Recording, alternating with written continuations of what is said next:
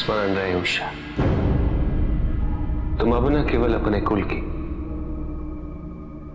अभी तो कैलाश में प्राप्त शिक्षा की भी प्रतिनिधि हो। कोई भी कार्य करने से पूर्व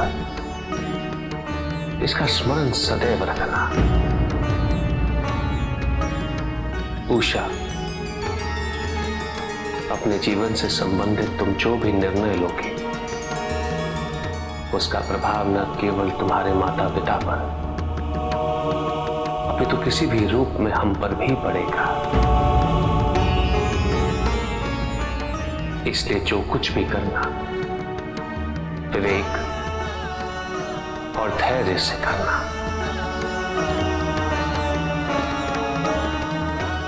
हठ या शीघ्रता से नहीं।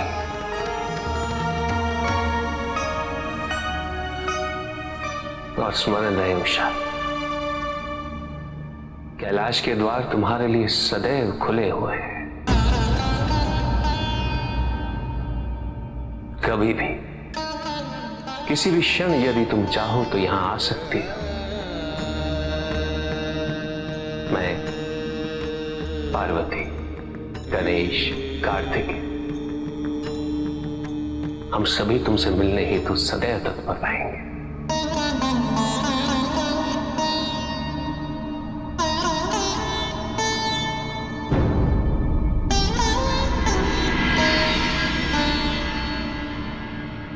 ये तुम्हारे लिए मोदक है, यात्रा में काम आएंगे।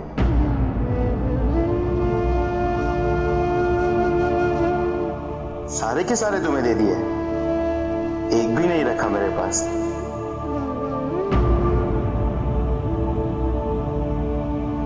अब तो प्रसन्न हो ना?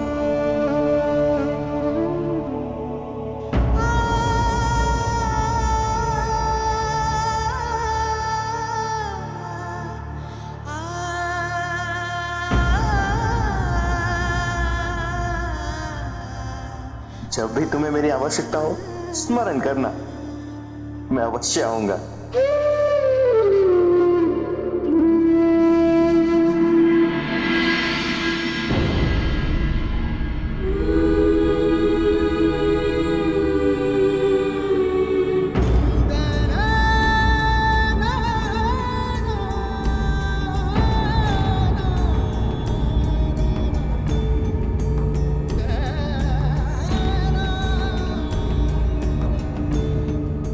सोचा ही नहीं था कि समय इतने शीघ्र बीत जाएगा, किंतु तुम्हारी स्मृतियां सदैव हमारे साथ रहेंगी उषा।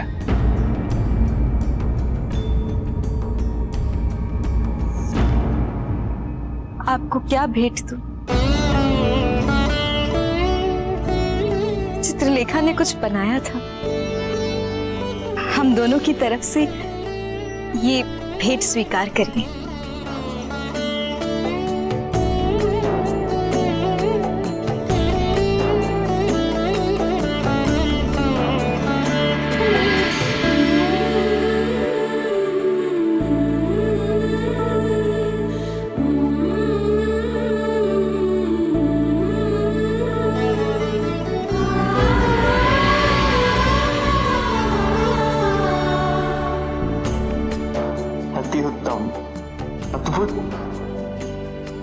कैलाश की वास्तविकता ही अद्भुत है।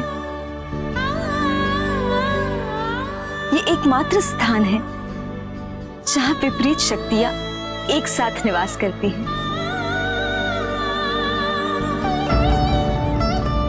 जहां बैल है तो सींग भी है, जहां मूषक है वहां सर्प भी है, जहां सर्प है वहां मयूर भी है, और किसी को किसी का भय नहीं है।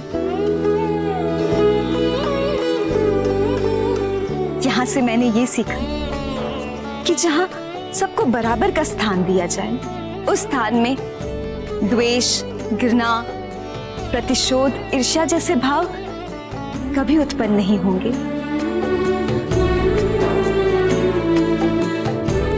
यही अमूल्य ज्ञान यहां से लेकर जा रही हूं।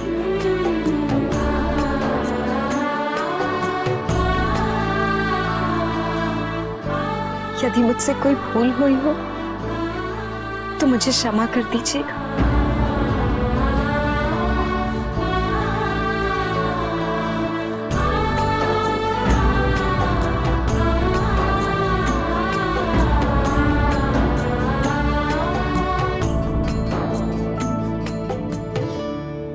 अनुमति दीजिए महादेव।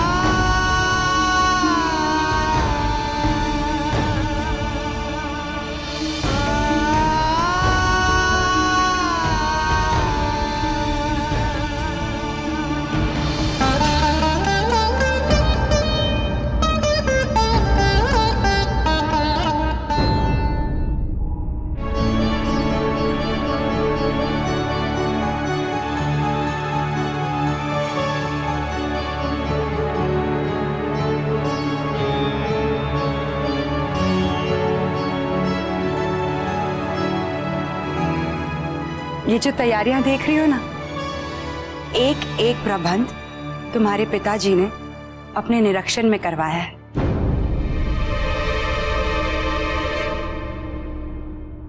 क्या हुआ पुत्री, तुम ठीक हो ना? जी, मैं थोड़ा थक गई हूँ। क्या अपने कक्ष में जाके विश्राम कर सकती हूँ? हाँ।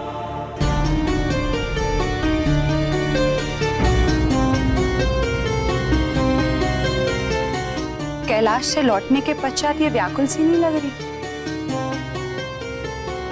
जैसे इसका मन वहीं रह गया।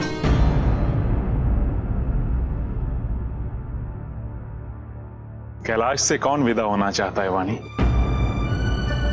और वो भी इतने वर्षों तक महादेव और माता पार्वती के साथ रहकर। और फिर कैलाश के उपरांत सामान्य जीवन में लौटकर स्थिर होने में समय तो लगेगा वाणी। उसे कुछ समय दो, वो ठीक हो जाएगी।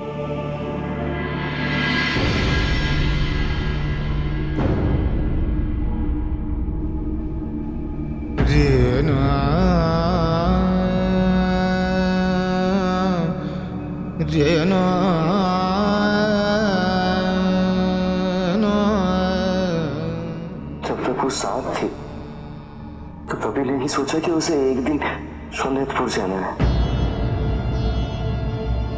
उससे ज्यादा अधिक महत्वपूर्ण मोदक लगते थे, परंतु अब लगता है कि सारे मोदक ले ले पर वापस आ जाए। अब तो पता नहीं कब भेंट होगी उससे।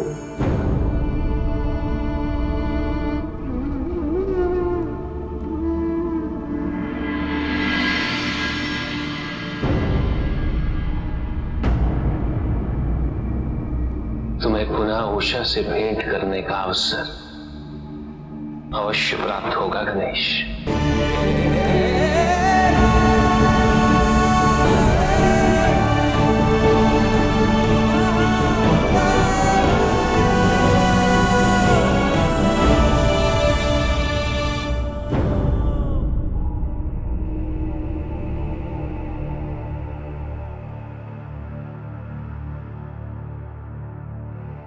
ये सप्तऋषि हैं। ज्ञान, विद्वत्ता और संयम इनकी पहचान है।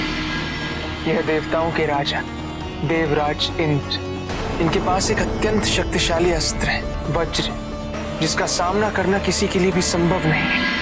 अपराजयी योद्धा और नारायण के अवतार परशुराम जी। यह है मृत्यु के देवता यमराज। यदुवंशी बलराम शेषनाग के अवतार, युद्ध में जिनके गदा और हल का सामना करना किसी के लिए भी संभव नहीं है।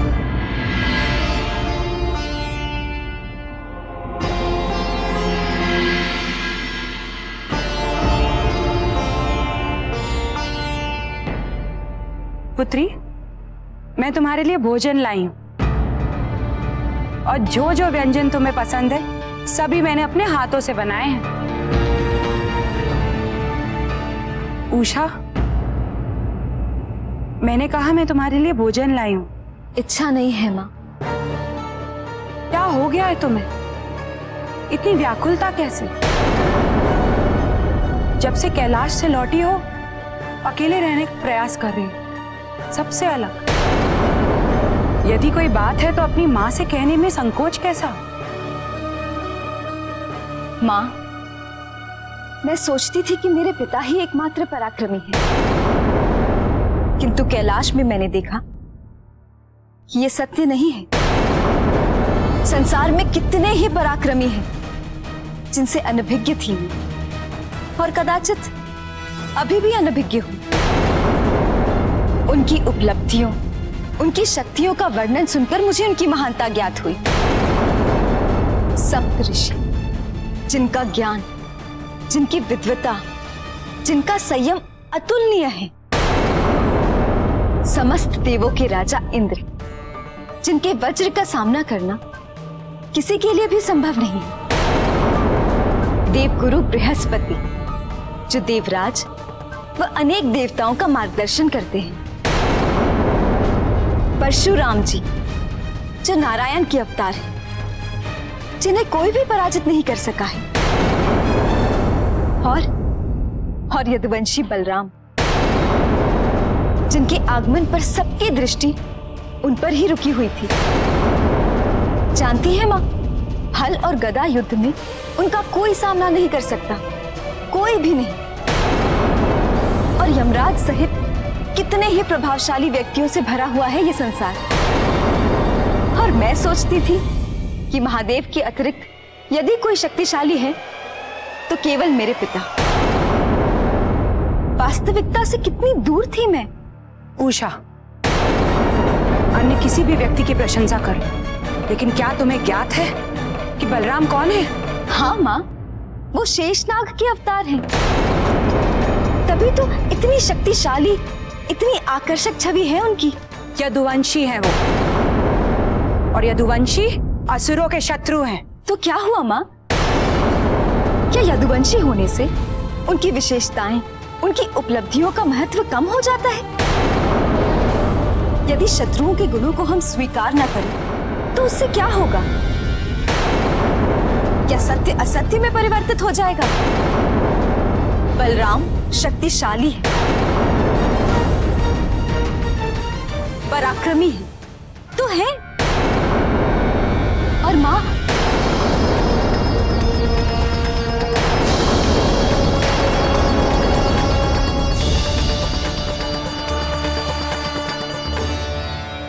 पिताजी, मैं माँ से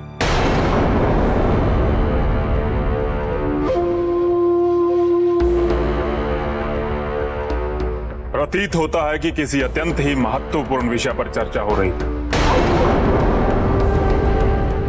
जो हमारी पुत्री को भोजन करने की भी सुध नहीं है।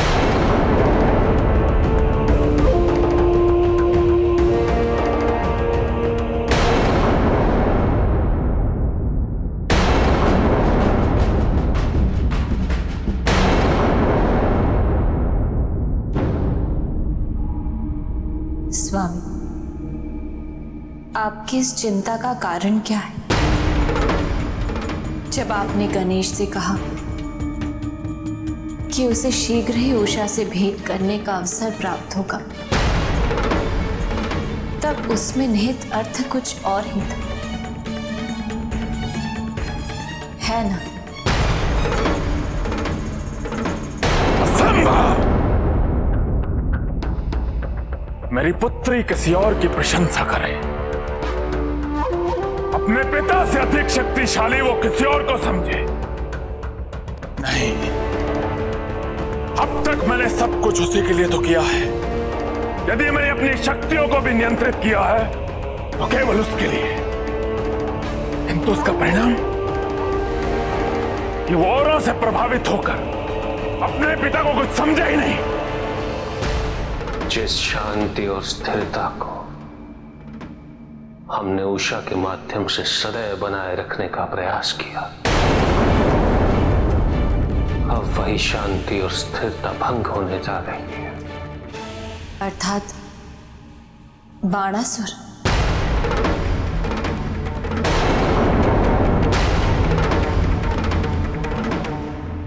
अब जीवन भर मुझे इसी सत्य के साथ रहना होगा कि मेरी पुत्री मुझसे अधिक औरों से प्रभावित है, और तो और वो असुरों के शत्रु यदुवंशी बलराम को मुझसे अधिक शक्तिशाली समझती है। स्वामी, स्वामी शांत हो जाइए। उषा भोली है, उसने जो सुना वही व्यक्त किया, ये उसके अपने विचार नहीं है। नहीं, उसके मुख से निकले हैं तो अब ये उसी के विचार हैं। जब से वो कैलाश से लौटी है उन सब के बारे में ही सोच रही है। एक बार भी उसने मेरी चर्चा नहीं की, एक बार भी उसने ये नहीं कहा कि कोई कितना भी शक्तिशाली हो जाए किंतु उसके पिता से अधिक शक्तिशाली नहीं हो सकता। भूल उसकी नहीं, अपितु मेरी है, क्योंकि मैंने अब तक कभी भी उसके सामने अपनी शक्तियों का प्रदर्शन नहीं किया, किंतु अब करूंगा। अब देखेगी मेरी पुत्री, इस संसार में उसके पिता से अधिक शक्तिशाली ना कोई है और ना ही कोई हो सकता है।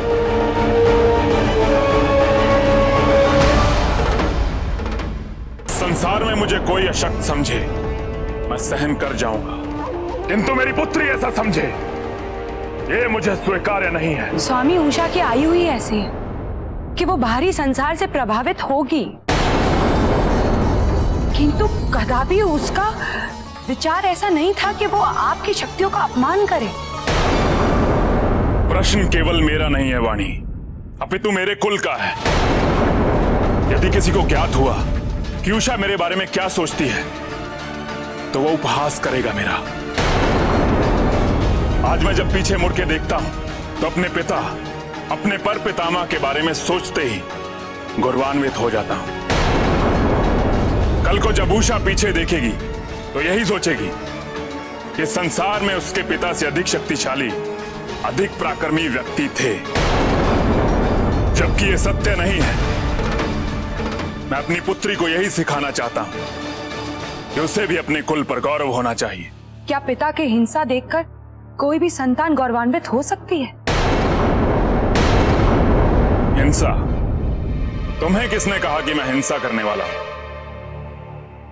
नहीं वाणी, मैं संसार के सभी शक्तिशाली व्यक्तियों को एक विकल्प अवश्य दूंगा, आत्मसमर्पण या युद्ध। चयन वो करेंगे।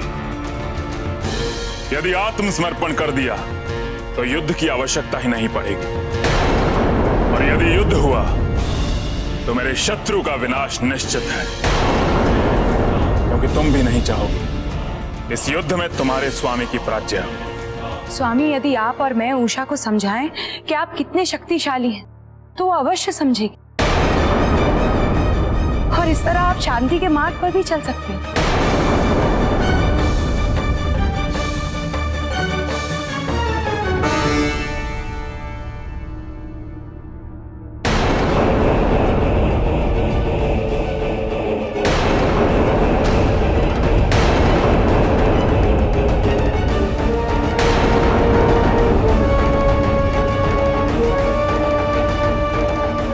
मुझे युद्ध के लिए विदा करने की तैयारी करो वाणी।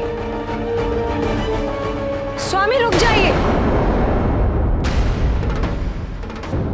स्वामी,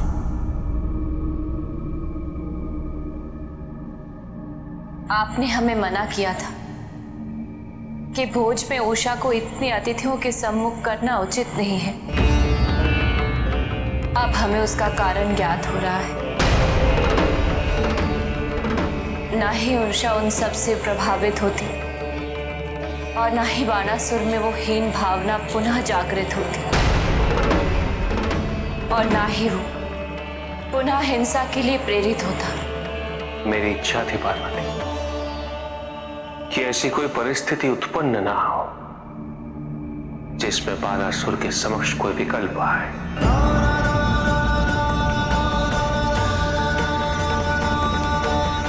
किंतु विकल्प आने पर बाणासुर ने किस विकल्प का चयन किया, ये तो बाणासुर का निर्णय है, जिसके लिए बाणासुर के अतिरिक्त कोई भी उत्तरदायी नहीं।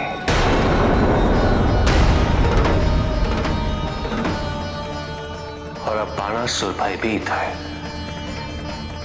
कि उसकी पुत्री के लिए कहीं कोई और उससे अधिक महत्वपूर्ण ना हो जाए,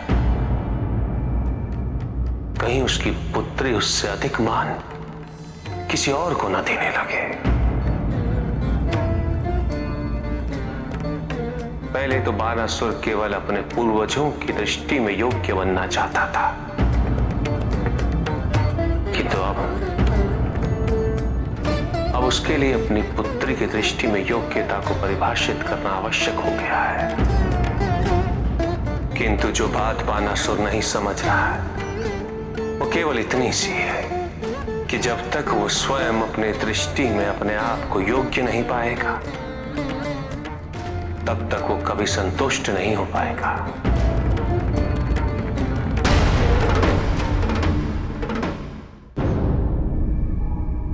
आज प्रकृति उदास क्यों प्रतीत हो रही है? शीतल पवन है, किंतु मन को शांत नहीं कर रही है। पुष्प है, किंतु उनकी सुगंध नहीं आ रही है। ये चांदनी रात भी अमावस्या क्यों प्रतीत हो रही है?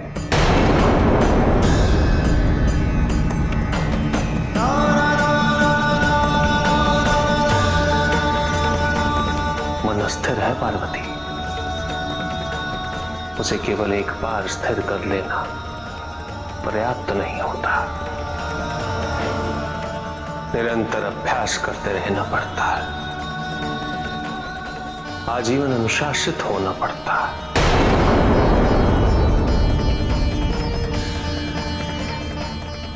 बाणासुर यदि जागृत हो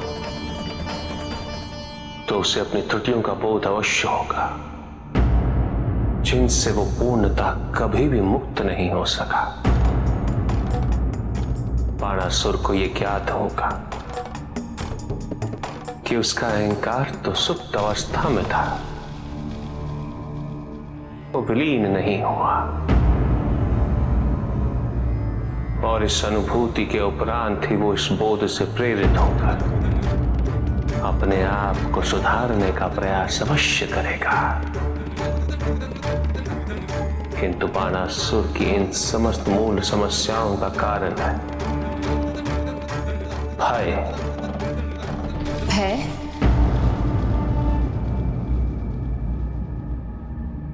हाँ पार्वती, भय, सब कुछ छिन जाने का भय। मैंने कहा था ना, पुत्री के प्रति बाणासुर का प्रेम तदात्म्य में परिवर्तित हो जाएगा।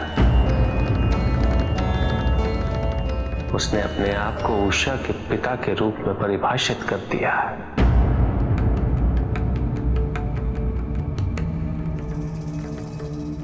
और अब उसे यह ज्ञात हो रहा है पार्वती कि जहां एक और उसने अपना संसार अपनी पुत्री तक सीमित कर लिया था,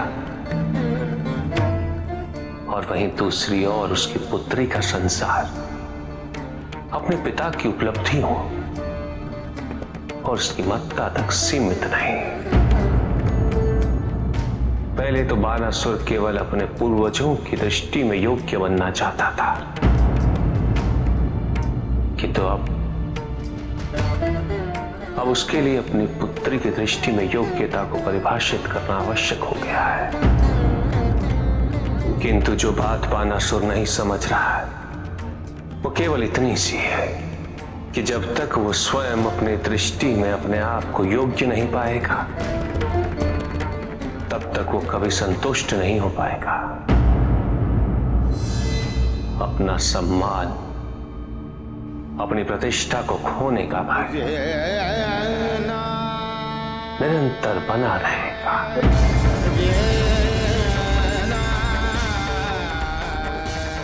और जहां भय होता है पार्वती, वहां व्यक्ति स्वयं को सुरक्षित करने का उपाय तो ढूंढ ही लेता है। प्रायः उसे वो उपाय आक्रमण में, हिंसा में दिखने लगते हैं, और यही बानासुर भी कर रहा है। किंतु स्वामी, उषा की उत्पत्ति का उद्देश्य बाणासुर को नियंत्रण में रखना था। अब उषा के ही कारण वो पुनः अनियंत्रित हो रहा है। स्मरण रहे पार्वती, उषा की भूमिका केवल बाणासुर को नियंत्रित करने की नहीं थी। यदुवंशी और असुर दोनों एक दूसरे के शत्रु हैं। जहां बाणासुर की घृणा और हिंसा इस शत्रुता को और बढ़ाएगी, वहीं उषा का प्रेम इन दोनों कुलों को और समीप लाएगा। उषा ये सिद्ध करेगी कि जो विजय असंख्य युद्धों से संभव नहीं, उसे प्रेम कैसे संभव बना देता है।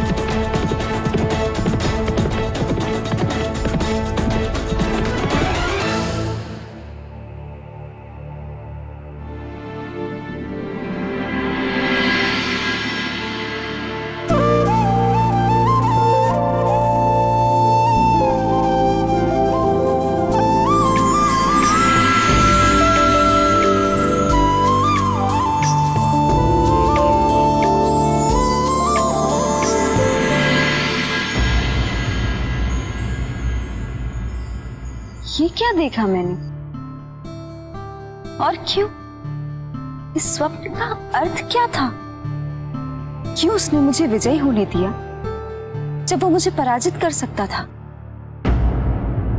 प्रेम में पाना नहीं, प्रेम में तो स्वयं को खो देना, स्वयं को अर्पित करना महत्वपूर्ण है। कोई किसी के लिए स्वयं को कैसे अर्पित कर सकता है? अपने आप को कैसे खो सकता है? जहाँ प्रेम होता है वहाँ प्रश्न नहीं होता, और जहाँ प्रश्न होता है वहाँ प्रेम नहीं हो सकता है पुत्र। प्रेम, माता ने प्रेम के बारे में कहा था, किंतु ये क्या हो रहा है मुझे? मैं तो उसे जानती भी नहीं। क्यों आया वो मेरे स्वप्न में, और कौन था वो? मुझे पता लगाना होगा, किंतु किससे पूछूं? कैसे समझाऊं कि कौन है वो? हाँ, जानती हूँ कि कौन मेरी सहायता कर सकता है।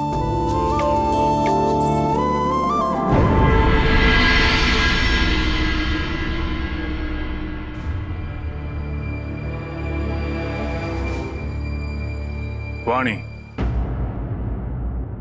ऐसे शुभ मुहूर्त पर एक पराक्रमी की पत्नी के नेत्रों में अश्रु शोभा नहीं देते। आप अंतिम बार विचार नहीं करना चाहेंगे? पुनः विचार तो कायर करते हैं वाणी। वीर शक्तिशाली तो केवल विचार को यथार्थ में परिवर्तित करते हैं।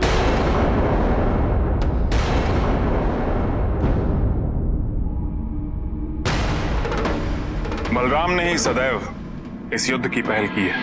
फिर भी यदि वो चाहते हैं कि मैं आपके समक्ष उनको आश्वस्त करूं, तो उचित है मेरी ओर से कभी भी युद्ध विराम का उल्लंघन नहीं होगा। बाणासुर को यह ज्ञात नहीं कि वो मुझे दिया हुआ वचन तोड़ रहा है। शीघ्र ही वो अपने पतन की ओर अग्रसर होगा।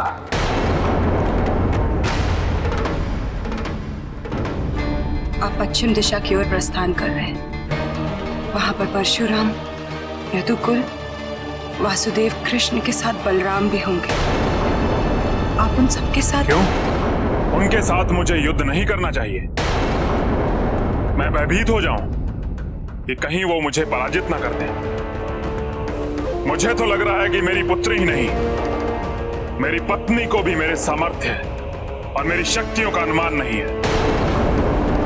निस्संदेह मेरी पुत्री के मन में ऐसी बातें उत्पन्न होने का स्रोत तुम हो वाणी। तुमने मेरे संकल्प को और भी दृढ़ कर दिया है वाणी। तुम्हें शीघ्र ज्ञात हो जाएगा, अति शीघ्र।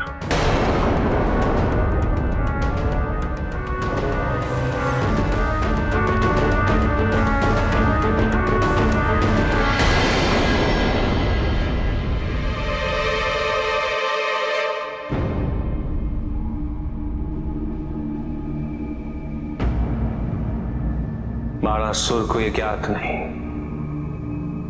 कि उसके अहंकार को ध्वस्त करने वाले का आगमन हो चुका है।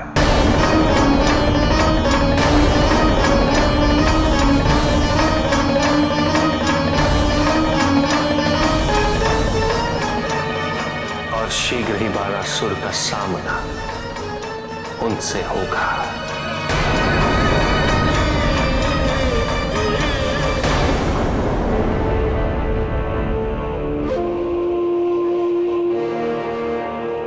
मैं तुम्हें एक अंतिम अवसर देता हूं। आत्मसमर्पण या युद्ध। युद्ध! आक्रमण! आक्रमण!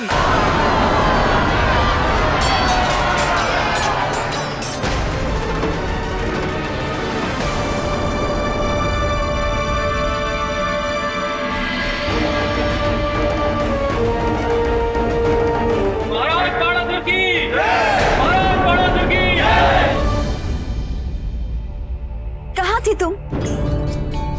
मैं कब से तुम्हें ढूंढ रही हूँ। पिताजी महाराज के साथ युद्ध के लिए प्रस्थान कर रहे थे। हम युद्ध की तैयारी में उनकी सहायता कर रहे थे।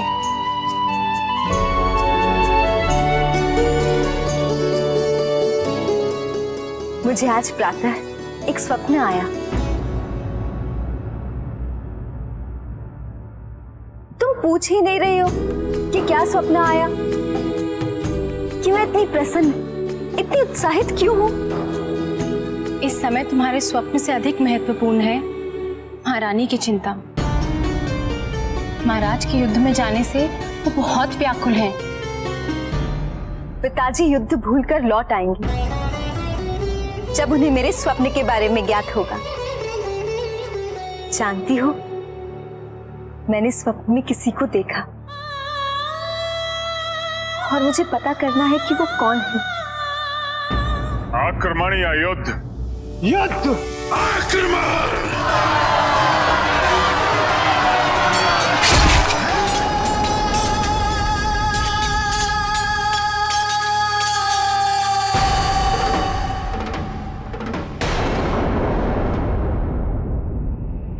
आत्मसमर्पण या युद्ध?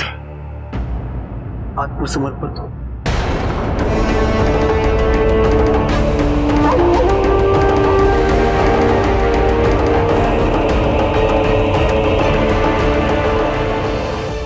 काल्पनिक पात्र भी तो हो सकता है। नहीं, काल्पनिक नहीं हो सकता। निसंदेह वो है और मुझे उस तक पहुंचना है। किंतु तुम पहुंचोगी कैसे? इसीलिए तो मुझे तुम्हारी सहायता चाहिए। तुम उसका चित्र बनाओ और फिर मैं पता करवाऊंगी कि कौन है वो। किंतु यदि किसी को पता चल गया कि मैंने तुम्हारी सहायता की है तो तुम मेरे लिए इतना नहीं करोगी?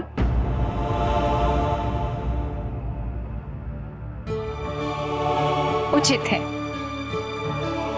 मैं स्वप्न में आए हुए इस व्यक्ति की ओर ध्यान केंद्रित करो। मैं प्रयास करती हूँ।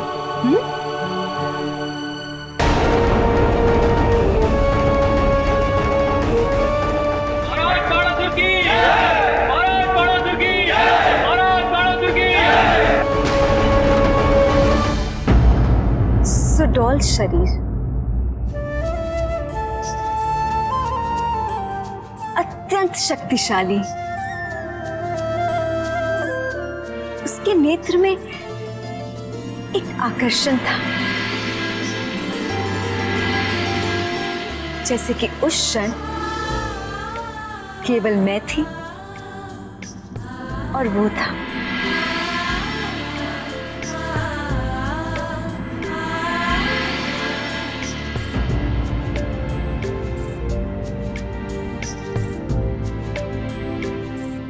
आगे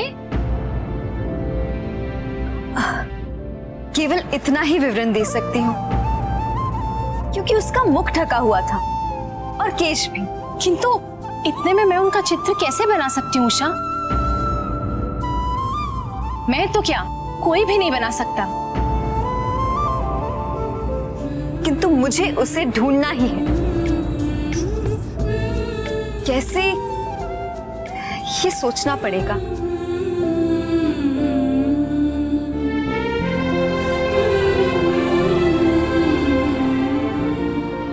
हाँ, उसका एक बाजू बंद था जिसमें मोर पंख था और पीतांबरी। उषा, क्या हुआ? तुम जानती हो कि मोर पंख और पीतांबरी किसका चिन्ह है? किसका? न देवता, न असुर, न यक्ष, न गंधर्व। ये निसंदेह किसी यदुवंशी का चिन्ह है उषा। यदुवंशी, जिनसे शीघ्र ही महाराज युद्ध करने वाले हैं। यदि महाराज को ज्ञात हो गया कि तुम्हारे स्वप्न में कोई यदुवंशी आया था, तो इसका परिणाम कितना अनर्थकारी हो सकता है, इसकी कल्पना ना तो तुम कर सकती हो और ना ही मैं।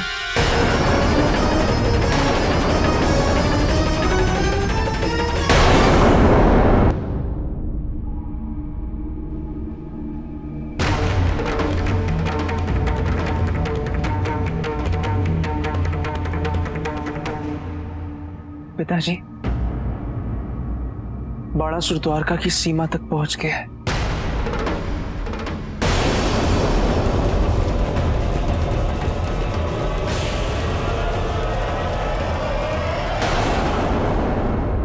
और अब शीघ्र ही उसका सामना बलराम से होगा।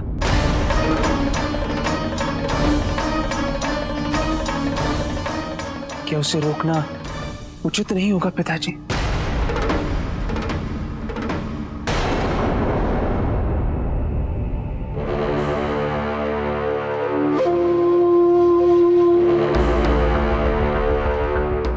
यदुवंशी बलराम, मैंने सुना है कि तुम्हें कोई पराजित नहीं कर सकता है।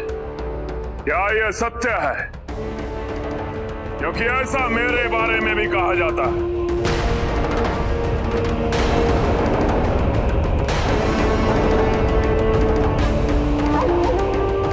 अर्थात हम दोनों अत्यंत शक्तिशाली तो हैं,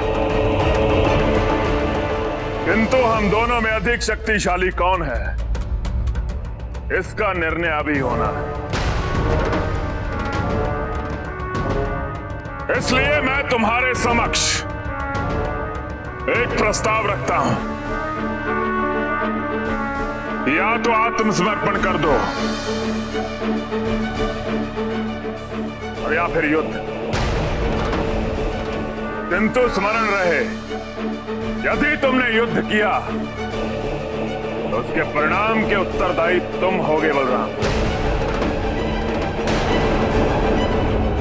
और हाँ बलराम, अकेले नहीं, अपनी कुल के समस्त योद्धाओं को अपने साथ लेकर आना, तभी तो मुझे तुमसे विजयी होने में आनंद भी आएगा।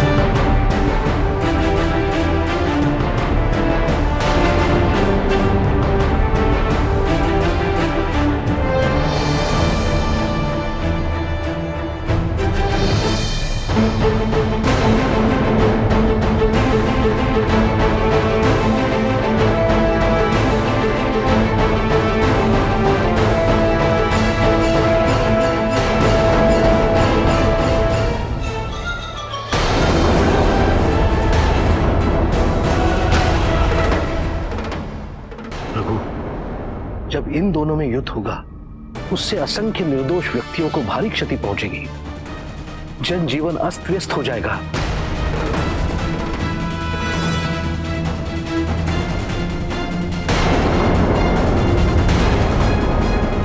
इन दोनों कुलों की आपसी शत्रुता और भी बढ़ जाएगी।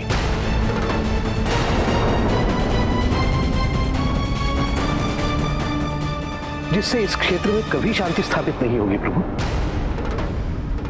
पिताजी, बाणासुर ने शांति भंग ना करने का वचन दिया था।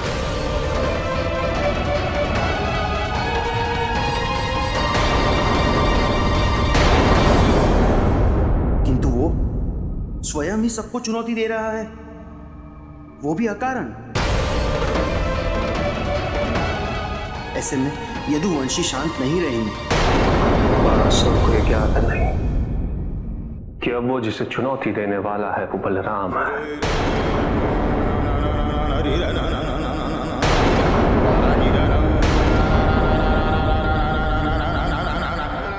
शेषनाग के अवतार